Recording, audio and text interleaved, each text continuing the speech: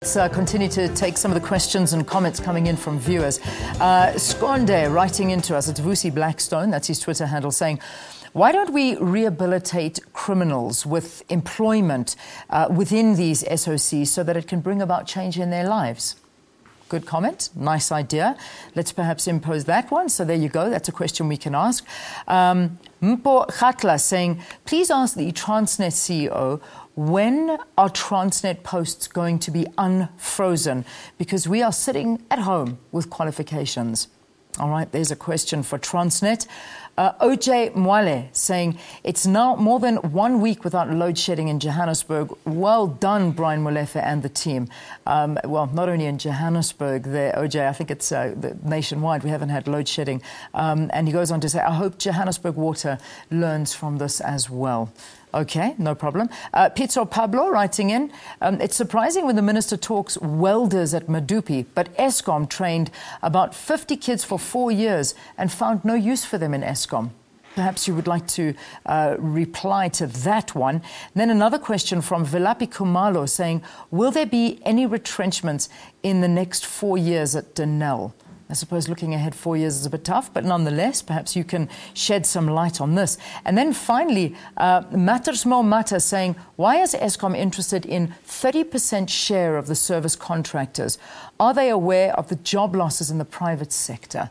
All right. So there you go. There you go. Let's go over to you. A good couple of questions there.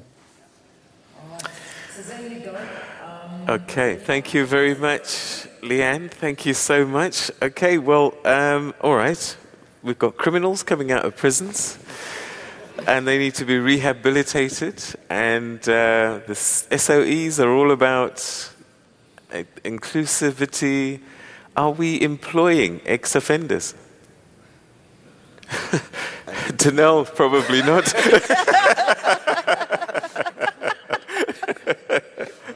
Is there a policy? I don't know. I think, you know, in the Denel environment, obviously because of the sensitive nature of what we do, it is you have to go through a very rigorous process before you can be employed at Denel.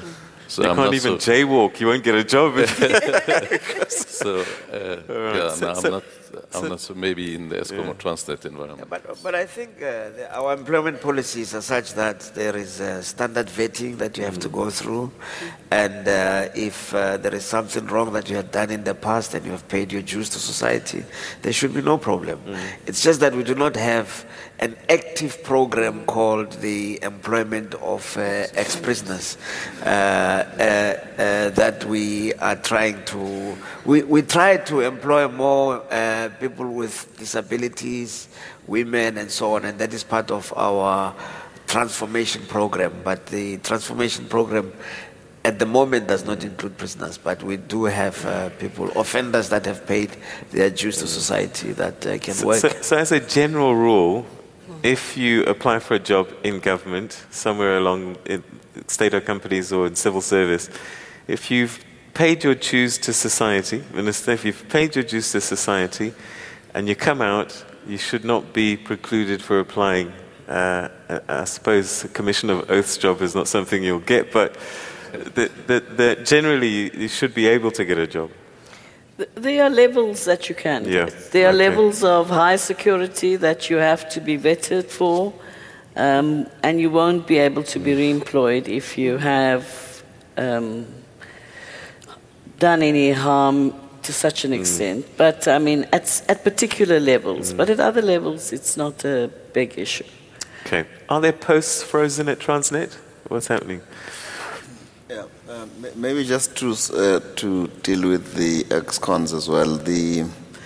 We do have people in Transnet who have come back and are working. And some of them are actually upstanding members of society. They've been rehabilitated and they're working in various places, but subject obviously to the references and the checks that we have to make. In Transnet, we don't have posts that are frozen per se. What we've been doing is doing an analysis of some of the kinds of jobs that we have in and around the country We haven't stopped employing people. We continue to do so. But I think what we found is that we have a lot of people who could actually be making contributions in some of the outlying areas in the country. And there's a lot of people who want to gather in the urban areas. So that's really what we've been doing at the moment. So there isn't any formal freeze of jobs per se, but we're trying to make sure that the people that are inside, they're all gainfully employed, and that each one of them is giving their pound of flesh. All right. So, Mr. Malife, earlier on, Minister spoke about we train people, get them through the system, and some of them are choosing to move off to places like the Far East. But we've just got this tweet now saying that we had 50 kids that were trained over 4 years, and somehow they were not able to be absorbed by the business. Is that something that you're facing? ESCOM has been involved now for some time on a program of cost cutting. And unfortunately, this cost-cutting exercise has had unintended consequences. Last year, we cut costs of 9 billion, which is why we were able to report a profit, despite the fact that we did not get the tariff increases that we want, but we were still profitable because we cut costs. But if you look at what are some of the costs that we cut, and they reflect sometimes they are in certain areas. One of the things that we have taken a decision on recently is certainly not to release any young engineers that have just gone through the system, any young trainees that have gone through the system because of cost cutting. So that is a cost that going forward we will not cut. But I'm aware that in the past, that in the name of cost cutting, we have also released people that had just been trained. All right. So that's a thing of the past, essentially. That is a thing of the past. There has been a decision not to do that anymore. Okay. But I think we are not only training people for our individual state-owned companies. We are also training people for the economy of South Africa. So if you are trained by ESCOM or trained by Transnet, you should be able to find a job elsewhere. The point is that we do the training there, notwithstanding the fact that Brian is saying that we want to retain people, and yes, we do. But this is where we have to have an interface with the private sector so that they are also able to take up some of our new trained young people. Okay. Maybe just to add to that, even within our training program, we've been able to transfer some of our cadets, pilots, to South African Airways and to Mango via a partnership agreement that we have with them. So, and we're not only training, as the Minister says, we're not only training for in-house, we're also training for the industry. Especially in those, training is very expensive. I mean, to train a pilot costs you about 1.3 million rand from zero to about 1,000 hours. To train a technician also is very, very expensive. So we don't just do it for us only. We share it with you. Okay, Danelle, are there retrenchments on the line? You're making loads of money, surely not? No, that's not the plan. Obviously, I mean, the business plan and the corporate plan that we've signed off with the Minister indicates, in fact, growth with regard to employment. So we are looking positively towards the future from a job creation perspective. All right. You say that's not the plan, but that's not to say if things change, it could happen. Well, in certain instances, if situations necessitate, but we are obviously, as I've indicated, not planning to do that. Okay. All right. So, Zoliswa, table number 5. Is Zoliswa here? Ah, there we go. Yeah. Good morning, Minister, and your panel of CEOs. Thank you very much for such a robust engagement. The question that I have is for the CEO of SAFCOL as well as the Minister. I think we've got such a wealth of SOE entities present, and we can see the returns that they're actually contributing to the economy. The question that I have is, what's the role of having a forestry company within the SOC stable? Okay, and I'm just going to add to that, because Minister, one of your predecessors was actually thinking about unbundling SAFCOL, selling it off. That didn't happen. Why do we need a forestry company? Let's start with you, CEO.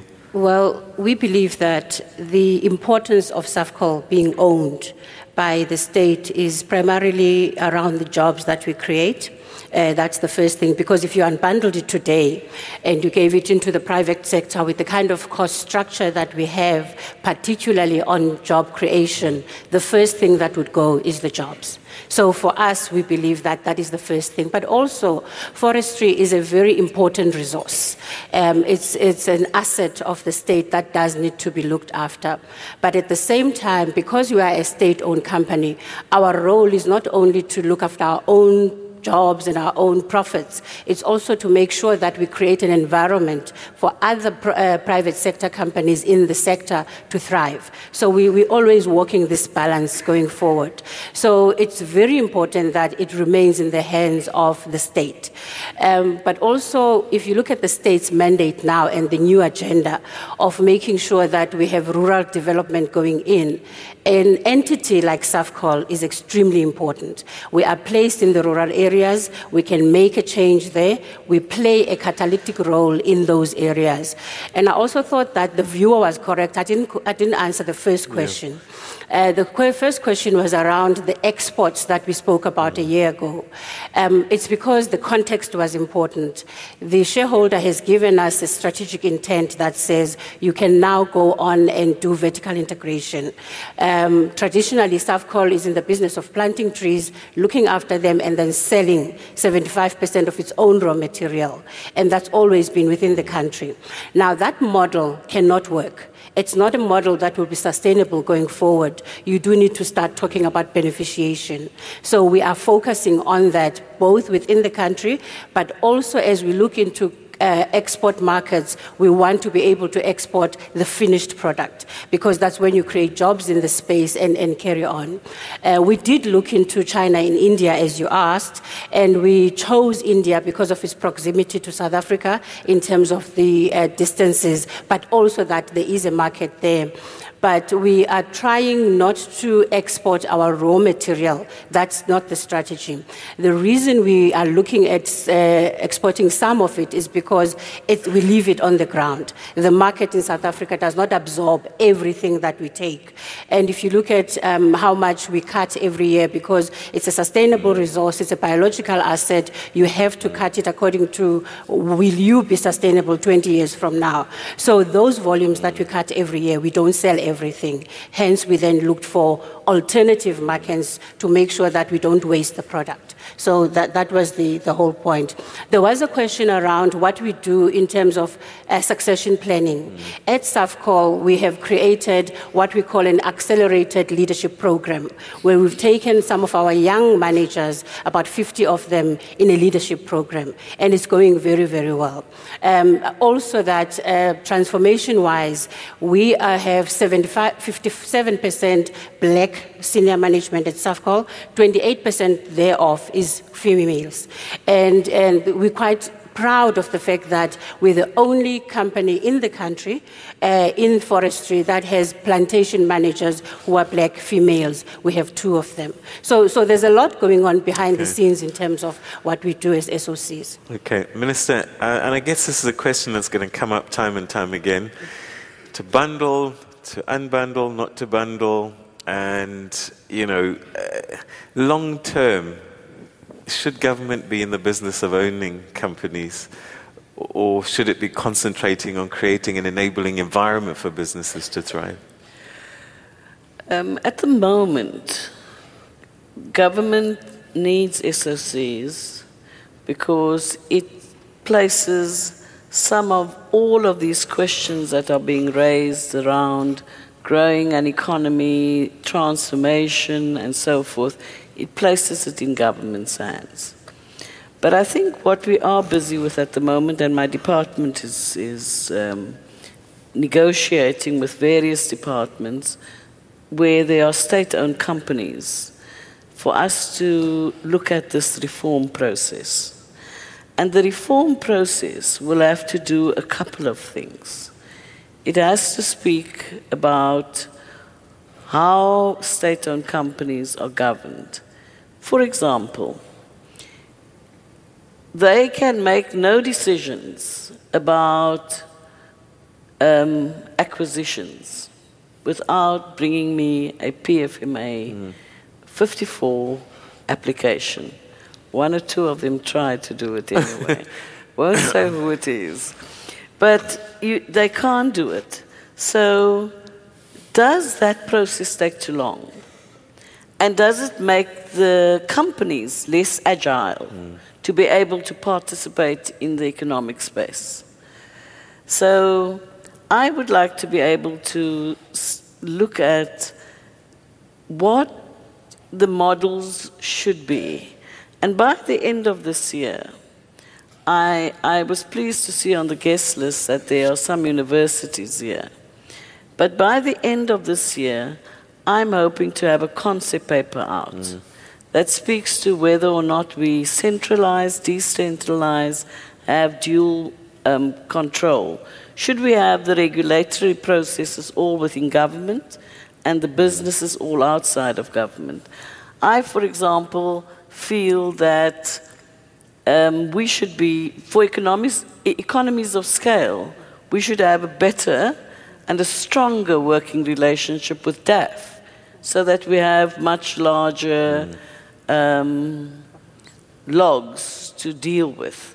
And then we can make decisions about what levels of beneficiation, what levels of exports, and so forth.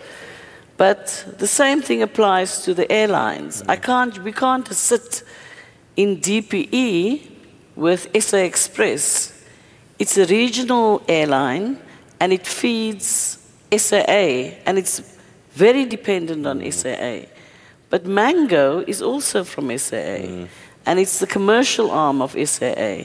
So SAA carries a lot of Mango's overheads, but SA Express pays for its... so we just need to find the models. Okay. And by the end of this year, I want to have a concept paper on the table, bring it for peer review, public comment, so that we are able to grapple with what we sit with in terms of state-owned companies. All right. Well, we've talked PFMA, governance, and so on and so forth. Mr. Gama, I'm going to turn to you. You were in the papers at the weekend, and I'm just wondering, because the biggest story here for me is it true that companies are receiving work without going through tender processes? Because that seems to be the gist of the story that I was reading, and that this isn't the first time that it's happened. Neotel also in the equation. Is this happening? Because if it is, then clearly there's something wrong. Yeah, thank you, Peter. There is a practice in business where, because of various issues, you can confine businesses to companies without going on a tender process. For instance, if you get a derailment and the train is out there, it's urgent that you are able to get the train running again. But a security company isn't urgent, though. So did GNS get a tender?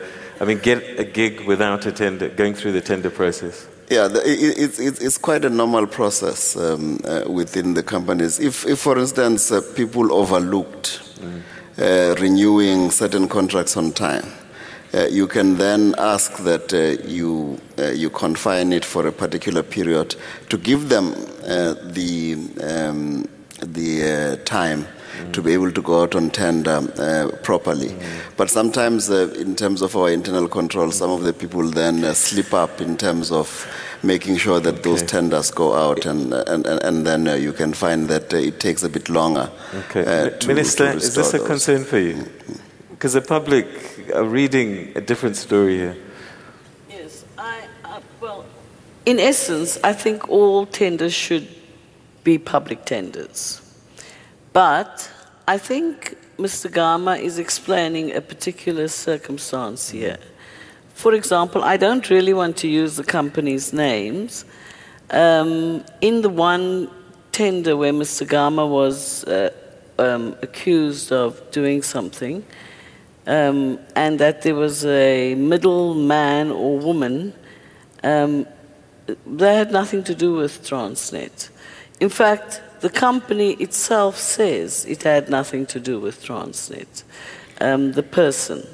So these are issues, and what I ask for when it arises in the media, look, I feel very strongly that I have been accused. And so when any of my CEs are accused, I give them a fair opportunity to tell me what has happened. I allow the board to interrogate that matter. In fact, I know that the Transnet board is actually wanting to Unfortunately, we've run out of time, back. but I think we've got the gist of the answer there. So I want to thank my panel, Lynne Brown, Brian Malife, Ria Saliji, Siabonga Gama, Nomkita Mona, Percy Koza, and Inatin Changa. Thank you very much indeed for joining us and sharing the story of the state-owned companies. For you at home, thank you so much for joining us. We'll see you at the next one. My audience here, thank you all very much indeed, and have a great day.